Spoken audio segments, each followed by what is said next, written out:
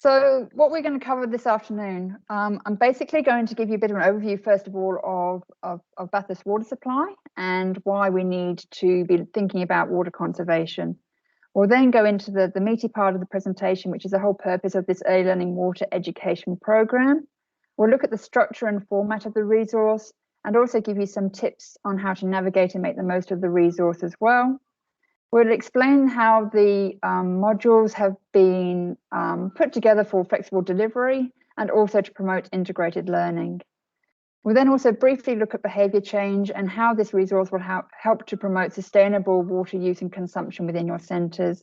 And at the very end of the presentation, there'll be some further information and contact details if you have questions once you are starting to utilise the resource. So let's start off with some background information. The water in Bathurst is sourced, as you're probably well aware, from two local dams, the Chifley Dam and Winburndale. The major water storage area is the Chifley Dam, and it's located on the Campbells River, which is about 17 kilometres upstream of Bathurst. The water is released from this dam and flows down the Campbells River into the Macquarie River, when it's then drawn from that river to supply Bathurst. The catchment area for that dam is 960 square kilometres, so a fairly large catchment area. And the dam's capacity with the present wall height is a staggering 30,800 million litres, or that's 30,800 megalitres. So if like me, you're not sure what a megalitre is, a megalitre is a million litres. The second dam in Bathurst is the Winburndale Dam, and that's located on the Winburndale rivulet, some 21 kilometres east of Bathurst. The water from this dam is primarily used for park watering and industrial purposes, not so much for water supply for the community. The capacity of this dam is estimated about 1,700 million litres or 1,700 megalitres from a catchment area of approximately 88 square kilometres. As at the end of January this year, Chifley Dam was at 98.9% capacity, great relief I'm sure to all of people living in Bathurst, and the Winburndale Dam was at 78% capacity. However, as you're probably all very aware, it was a very different story last year. Just 6 short months ago, would you believe it, these were the regional storage levels across New South Wales. This data is taken from the Water New South Wales Regional Drought Report. And in June last year, of the 11 regional storage areas in New South Wales, 9 were below 50% capacity, and unbelievably 5 of these were below 20% capacity. We were in dire straits. As stated in the report, this drought in many regions across New South Wales is officially the worst on record. The impact of the drought is severe and is the most prominent issue of our times. A lot has certainly changed in the last 12 months. This graph maps the capacity of the Chifley Dam over the last 5 years. As you can see, between 2015 and the end of 2017, they're the dark blue, purple and light blue lines, the dam level stayed relatively comfortably above 60% capacity. Since January 2018, the green line, dam levels in the Chifley Dam have been falling to below 60% capacity by April 2018 and to below 40% by November 2019, the yellow line, and to a low of below 30% capacity in February last year, the red line. In the last 6 months, dam levels have recovered to close to 100% capacity. This was the most dramatic recovery from the last 5 years. Now, while the dam levels obviously rely on rainfall, the amount of water that's consumed by the community and by industries also has a part to play. So while the rainfall and current dam levels must be a big relief for the Bathurst community and for the region, we cannot afford to become complacent. Without being too doom and gloom, climate change projections show how Australia's climate may change into the future. These are modelled using up to 40 global climate models. The projections represent the most comprehensive analysis of Australia's future climate ever undertaken. Now, Bathurst falls under the Central Slopes region, and the climate projections suggest that the average temperature will continue to increase in all seasons. There's going to be more hot days, just what you want to hear, and warmer spells are projected with fewer frosts. The average winter rainfall is projected to decrease, and changes in the other seasons are possible, but as yet unclear. There's going to be an increased intensity of extreme rainfall events, a harsher fire weather climate in the future, and time spent in drought is projected with medium confidence to increase over the course of the century. All of the other projections given in this report were given with high to very high confidence. So regardless of recent rainfall and what the dam levels are telling us today, the future climate projections for the central slopes and therefore for Bathurst is quite sobering. So this graph maps the actual residential water use within Bathurst in litres per person per day and allows comparison of water usage over time. As you can see by that yellow circle, in April to September last year, when things were fairly critical in Bathurst, water usage was maintained by the community at about 130 litres per day by people adopting their water saving measures. This avoided Bathurst going into the critical water restrictions. Since November, water usage has started to increase. As you can see by the second yellow circle, the spike in early January was following a period of rain over Christmas, which was then followed by dry westerlies and low rainfall, meaning dry gardens and lots of dust. What we found was that people came back from their Christmas break and started to use water a bit more for their gardens and for dust suppression. The water usage has been dropping over the last 2 to 3 weeks to approximately 170 litres per person per day. Now, if we look at that on Bathurst population, which is approximately 41,300 people, based on those current levels of water consumption each day, residents get through over 7 million litres of water a day, equivalent to about 3 Olympic swimming pools. As we all know, water is vital for life. Without it, humans, animals, and plants cannot physically survive. Water is also necessary for a host of other reasons, including industrial manufacture, agriculture, as in food production, and recreation. While over 70% of the Earth's surface is covered by water, nearly all of this, 97%, is salt water. Ice makes up a further 2%, which leaves only 1% of all the water on the planet suitable for human needs.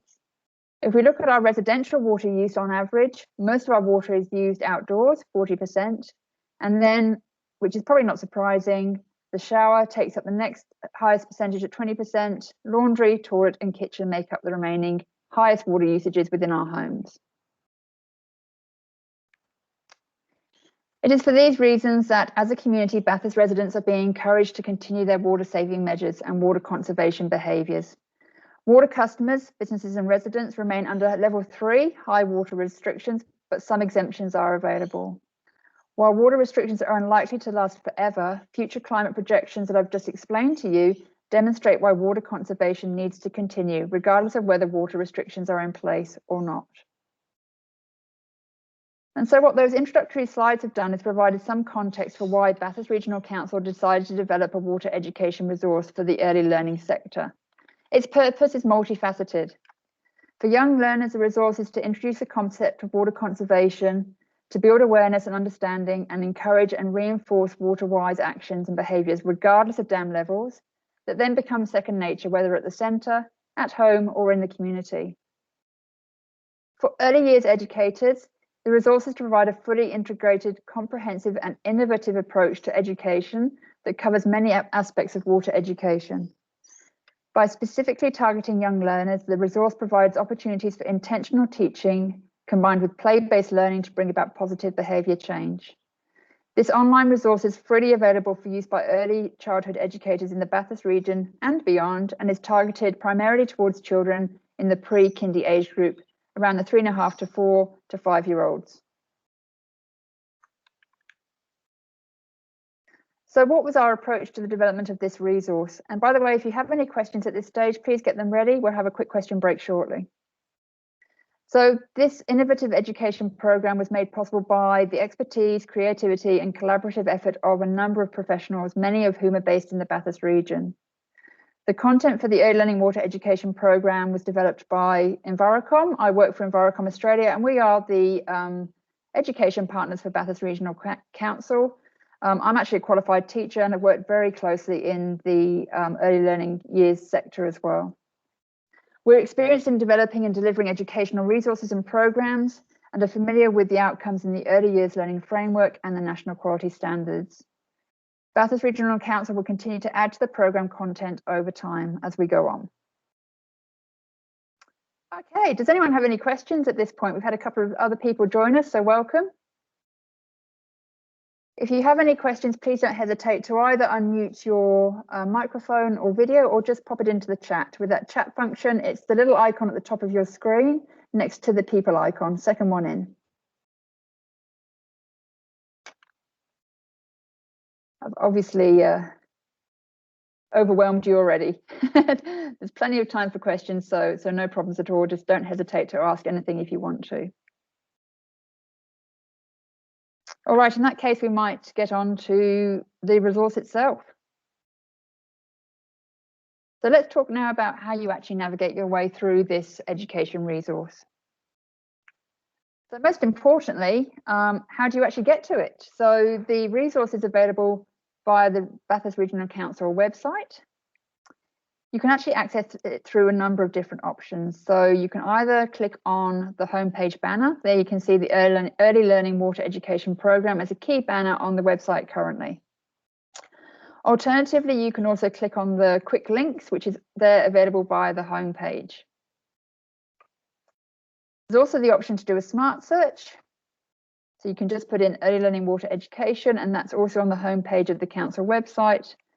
And finally, the resource is also linked under Environment on the homepage, along with some other sustainability resources. And I actually, just out of interest, did a Google search and put in Bathurst Early Learning Water Education Programme, and Mr. and Mrs. Google very kindly sent me straight to the website too. So plenty of opportunity for you to access the resource very easily. And now I'd like to introduce you to the Wade family. The Early Learning resource consistently features the Wade family and documents their experiences and interactions with water in their day-to-day life. They've been specifically developed to appeal to a young audience and include 7 key characters, developed as cartoon style. That's Mum Delta, Dad Murray, 2 siblings, Eddie and Brooke. You might be able to see the water relation here. Grandparents, Coral and Douglas, as well as Murphy the dog. As you navigate through the resource, you will see that these characters feature throughout the learning modules, the resources and activities, and also in the videos. Research shows that cartoon characters are an essential part of every childhood, and these characters are designed to act as a visual prompt and something that the young learners can relate to. Okay, our navigation panes. When you access the resource via the council website, you will see there are 6 navigation panes to help you work your way through and around the resource. The first one is the home navigation page, which provides a welcome to the resource and an overview of the learning modules. It also provides educators with some tips on how to get started. The introduction navigation page currently promotes this webinar that you're on now, and this information will be updated once the webinar has been completed. The overview and modules navigation page. On this page, you'll find links to the program overview page and all the pages dedicated to the 5 modules of our Early Learning Water Education program. We will go into these in a bit more detail on the following slides. The 4th navigation page is the activities and resources. Each module in the education program uses specially designed, fun and informative activities and support resources to help you take children on this learning journey about water conservation and water use. This navigation pane lists all the activities and resources available and explains where they sit within each of the learning modules.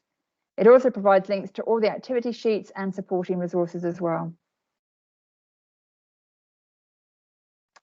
We have a series of videos which are linked to the resource. They are an amazing additional support and all feature the Wade family. They help to explain the key messages of the learning program, including where water comes from, how we use it, and how to look after it. Included in that, there are 2 additional videos that feature 2 characters called Tapstar and Drippet, and they save the day for clogged loo and show us how to wash our hands. And the final navigation page is the frequently asked questions, and this will be updated on a regular basis.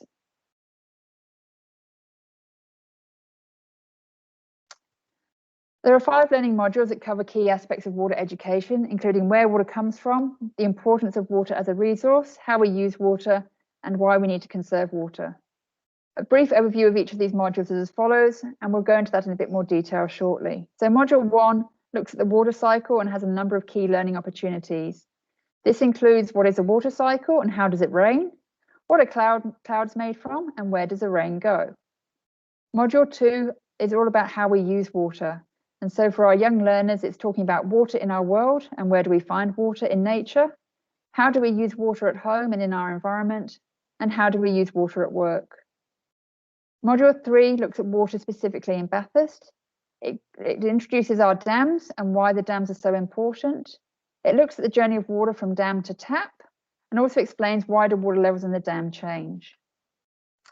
Module 4 is all about being conservative with water. So this addresses why do we need to save water, how do we look after water, and how to create a water smart garden. And finally, module 5 is about keeping our waterways clean and healthy. So in this module, we look at what litter is and where does it come from, what happens to litter when it rains, and why is it important to look after our creeks and rivers. Now, each of those modules offers at least 3 key learning opportunities. These are referred to as learning elements. While these various learning elements in any one module are related, as educators, you can choose to work through all elements or any individual element. We will look at these learning elements in a bit more detail in the following slides.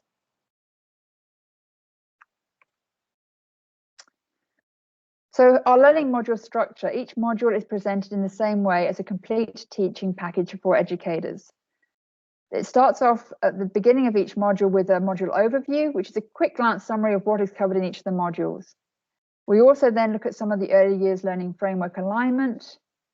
The next section of those modules is background information and some key terms, primarily for the reference of educators and as a context setting for the rest of the module. The next section after that lists some support materials, links and additional resources so you can further your learning. And then the key body of the learning module is focusing on those learning elements, which we will talk about shortly. When you click on any of the 5 module navigations panes as shown in the previous slides, the website link provides an overview of the content covered within that module, basically to give you a bit of a taste of what's to come. There is also a downloadable version of the full module program by clicking the quick link section. This also has direct links to the printable versions of the activity resources, as well as any videos. So now let's investigate these in each of these module components in a little bit more detail. Now, I'm sure you're all very, very familiar with the early years learning framework. All I wanted to do here was just demonstrate how the early years learning water education program aligns with some of these key outcomes. So we've identified that this resource aligns with those key outcomes. Outcome 2, children are connected with and contribute to their world. And in that, by looking at the importance of water and water conservation, we teach children how to become socially responsible and show respect for their environment. We've also identified links with outcome 3, children have a strong sense of well-being and take increasing responsibility for their own health and physical well-being. And that's by talking about how water can be used for our health and hygiene. For outcome 4, where children are confident and involved learners, there's numerous opportunities throughout the resource for teacher-led activities that include hypothesizing, researching, and investigating throughout those modules. And finally, outcome 5, children are effective communicators. The group discussions within the modules provide opportunities for effective communication, and all those activities also, as part of this resource, provide opportunities for ideas expression and consolidation of learning. So there's very clear alignment with the early years learning framework. In addition to that, we've also aligned the program with the national quality standards, and this should help you to be able to identify areas where the program aligns with quality area 2, children's health and safety, again around those healthy practices and procedures and using water for hygiene, and also around the physical environment quality area 3, and primarily in that element 3.2.3, the services care for the environment and supports children to become environmentally responsible, and that can be in valuing water and in water conservation.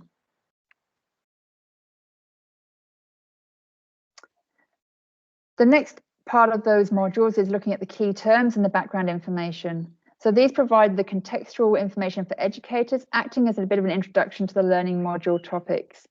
The key terms, as you can see there on the slide, are displayed as a table with critical or key words that feature in each of the modules. Now, while this is primarily for use for you as educators, obviously some of those words are quite challenging. We also invite you to introduce some of those key words to your young learners throughout the discussions and activities.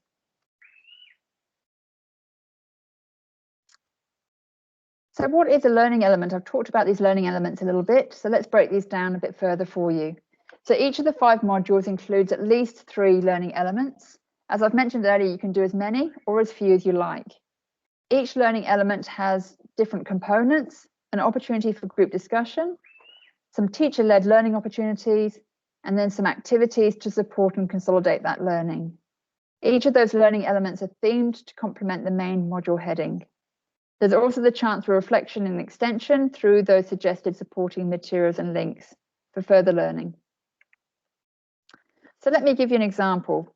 This module is taken from the first module, module 1, which is the water cycle. So on that table, you can see the 3 learning elements listed down the side. The first one is what is a water cycle and how does it rain? The second learning element there is what are clouds made from? And the third is where does the rain go? And each of those learning elements is directly linked to the key module heading, which is the water cycle. In that middle column, you can see there's opportunity for group discussion. So for learning element 1, the group discussion there is where does water come from and how does it get there? For group discussion 2, what are clouds? Are they all the same shape, size and color, and how does it rain? And for the third learning element, where does the water go when it rains and what happens to it?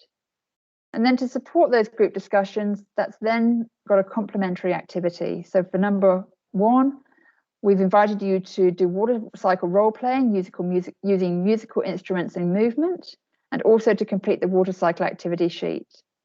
When we're talking about clouds, we invite you to take your children outside and using observation and skills to actually do a cloud study. There's also then the opportunity to do some cloud creations using art and craft. And for the final one, where does the rain go? This is an opportunity to do a little experiment outside that involves hypothesizing and investigating. So let me just talk to you briefly through this discussion idea.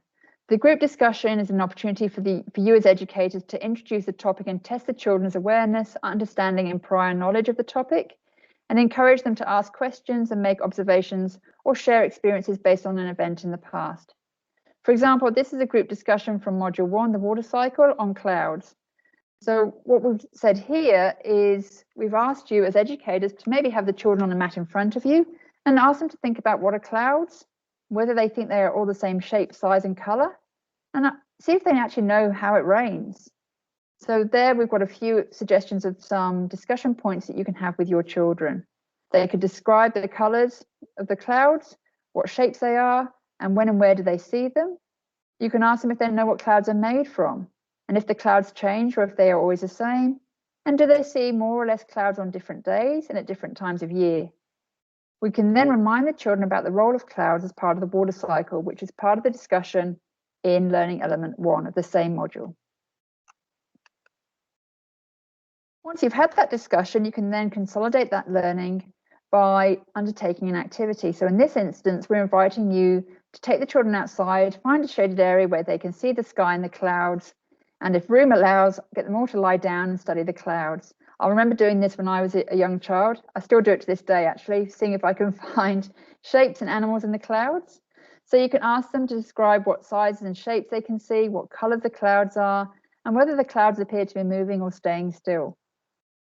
You could then repeat this activity over several days, and that will just demonstrate that actually clouds move and change shape and colour, and that sometimes there can be very few clouds at all. Okay, if you've got any questions, please don't hesitate to think about them or pop them into the chat. We'll have a question break shortly.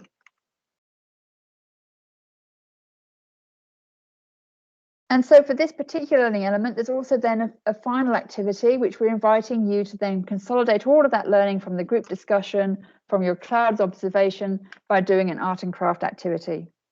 So the activities provided throughout these modules provide opportunities to learn by listening, by seeing, by observing, by experimenting, by touching, by doing, or by making. So in this example, once the children have learned about clouds in your discussion, they've been outside to observe the clouds, they can then come into the learning room and create their own clouds. You will notice that many of the resources required to undertake the activities have been included as part of the resource. For example, in this activity, the cloud templates are part of the resource. Obviously, the art and craft materials you will need to supply as part of your centre. Okay, does anyone have any questions on those modules so far?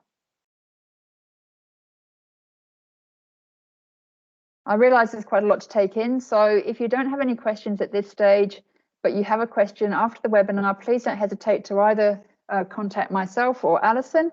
We can certainly answer any questions post-webinar. If you're not sure how to ask a question, that little chat function is just beside the people icon at the top of your screen.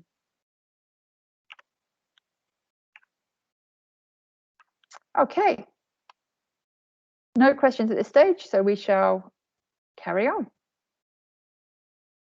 So this next section is just looking at the resources and supporting materials.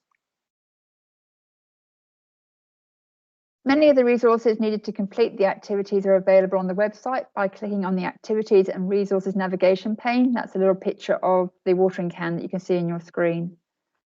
There are a range of activities available to support the learning journey. For example, there are flashcards, dot-to-dot, matching pairs, cut and paste activities, templates, photos, stories, songs, and so on. The range and diversity of activities are designed to support the three different types of learning styles. I appreciate there are several more, but these are for the visual learners who learn by seeing, so that's things like your posters and flashcards. For those learners who are auditory learners who learn by hearing, in that instance it's your stories and songs, and also the kinesthetic learners who learn by doing, activity sheets, cut and paste, and art and craft activities. We've done this purposefully, so there should be something to suit everyone.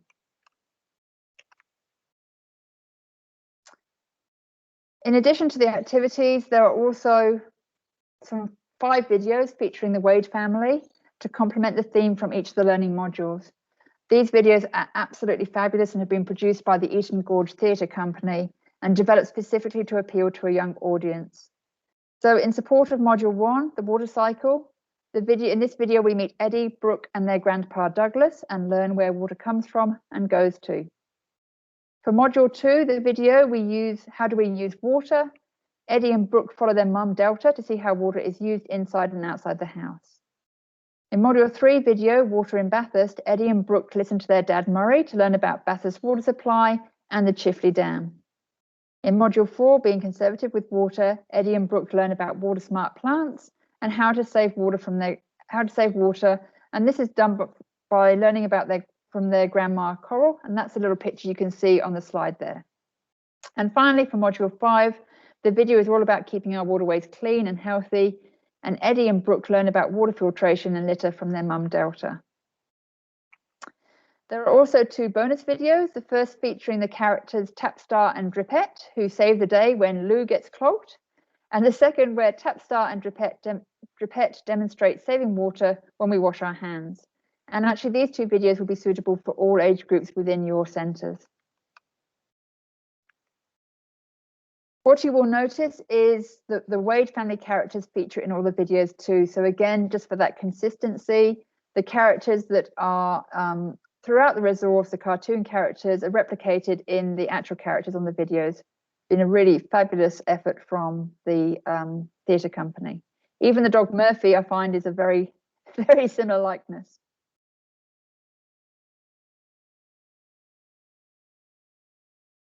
So finally, as part of those modules, you'll also get a list of support and extension materials. Now, these are designed for providing you with further information and also to probably extend that learning opportunities too. So examples from these support materials, links and additional resources could be stories and books that you can access either online or through the libraries, some YouTube videos, songs and music that you can do with your young learners, some additional activity sheets, and also some information fact sheets, maybe for your benefit for additional information. Okay, does anyone have any questions at this stage about any of those resources or additional activities? I'm either doing a really good job at answering your questions or you just don't want to ask any questions. That's all fine. As I said, we'll have plenty of opportunity post-webinar if you want to share any questions after that.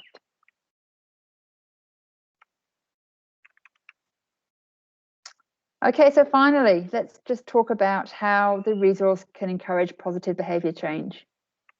Oh, hold on a second, Karen's just typing a message. I'll just wait to see what Karen's got to say.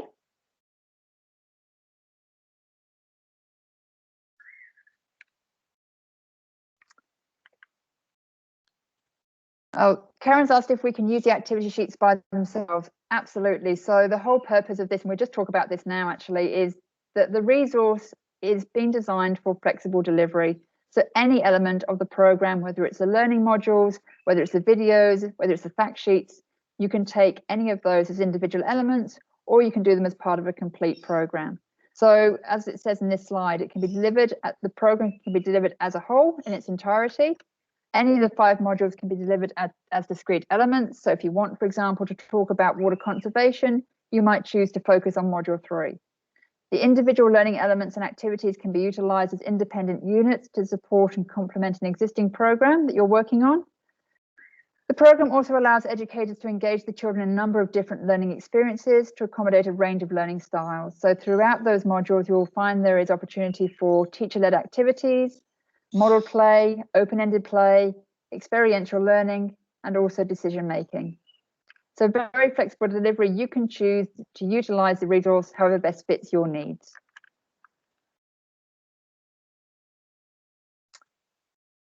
And I think what's really important as part of this resource is that we're hoping that as part of going through this, these learnings and this education, is that we start to encourage positive behaviour change beyond the centre. So while the resource is primarily an education resource, it also provides numerous opportunities to encourage behaviour change in the way water is used and managed both in the centre and also outside of the centre within homes and communities. So we all know that when the children get home, they often share stories from their day. So some of those good behaviours can then become shared, I guess, with people within the community and within the homes. In comparison to industry, children's services are not big water users, but there is a potential to become big water wasters. For example, centre-based activities where water savings can be made might include cleaning paintbrushes, fixing leaking and dripping taps, outdoor area cleaning, hose and water play. Probably can't do that just at this moment. Use of single flush toilets and also the large old-fashioned washing machines. A tap leaking at the rate of 1 drip a second wastes more than 12,000 litres of water a year. Now, making your centre more water efficient could be as simple as making some changes to your internal policies, processes and procedures without necessarily needing to change or invest in major structural or infrastructure. For example, this could include encouraging the use of the half flush when using the toilet, washing brushes in a bucket of water rather than under a running tap, and turning off the tap while you're soaping up your hands. If you are looking to replace products that use water within your centre, then look for that water rating sticker. This is a National Water Efficiency Labelling and Standards Scheme and gives consumers information about the water efficiency of products. That scheme is required on certain products sold anywhere in Australia. The standard currently covers showers, dishwashers, washing machines, toilets, taps and flow controllers. So the more stars indicate greater water efficiency, and it also shows the water consumption or flow figures. Within the resource itself, there's plenty of opportunity to encourage sustainable water behaviour. For example, we do the water discovery walk. That's coming up on the next slide. I'll just talk you through that. There's a water use at home, a take-home activity to encourage those water-saving conversations to be had within the home. There's a plastic bottle impact to encourage the use of reusable water bottles, and also some water use stickers as a point of source prompt for taps and toilets. So I'm coming into my final couple of slides. So if you have any questions at the end, please don't hesitate to ask. So the water discovery walk is all about taking the children around the centre and you're trying to include all areas of the centre to look at the ways water is used throughout your facility. This could include the staff room, the bathrooms, the kitchen, food preparation areas, and also any outdoor areas. And what you're asking the children to do is start to identify how water is used throughout the centre and how many taps there are, how many toilets there are, and what ways we could start to save water in our everyday activities. So again, there's plenty of learning opportunities here. There's a bit of maths, there's a bit of research and science, and there's obviously some English there as well.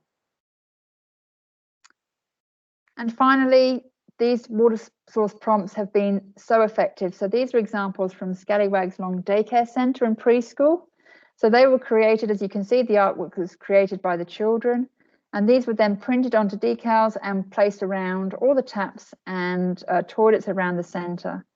Now, Bathurst Regional Council want to let you know that for a limited time, centres can send their artwork back into council, and these will be printed onto stickers for you to be used around your centre. It's also a really good opportunity to talk to the children about how water is used and how they can save water in their day-to-day activities. If you have any questions regarding the resource or require further information, this is the contact. Alison Thompson is the Council's Environmental Programmes Officer. Unfortunately, she was unable to join us today, but she can be contacted on those details there and also via email. Just to let you know that we will be circulating this PowerPoint as a resource for you tomorrow, along with a very brief evaluation survey as well. Okay, does anyone have any final questions before we wrap it up? Interested to know if any of you have already had a look at the resource or even started to use the resource. If not, I'm sure you will be looking forward to doing so very shortly. It's a fabulous resource, freely available on the Bathurst City Council website. Has anyone had a look so far?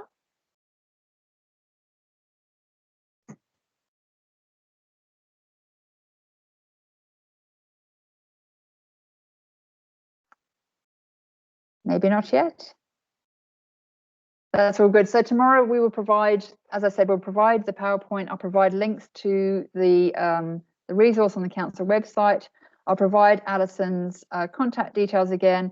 And as I said, we'd really appreciate if you complete, it's a very short 2-minute follow-up survey, just to ensure that we've covered off on everything you need to know in order to engage with the resource. All right, I shall stay on the line for another 5 minutes or so. So if you do have any questions, if you want to discuss with your colleagues, if you want to post anything in the meeting chat, that'd be great. Or if you just want to unmute your microphone and have a chat with me directly, that'd be fabulous too. On behalf of Bathurst Regional Council, I just wanted to thank you so much. I realise after a busy day, it's really appreciated that you stayed on, and we hope you utilise the resource and get lots of use out of it. Thanks, everyone. I'm just going to turn off my video, but I will stay available in case you have any questions. Thanks again.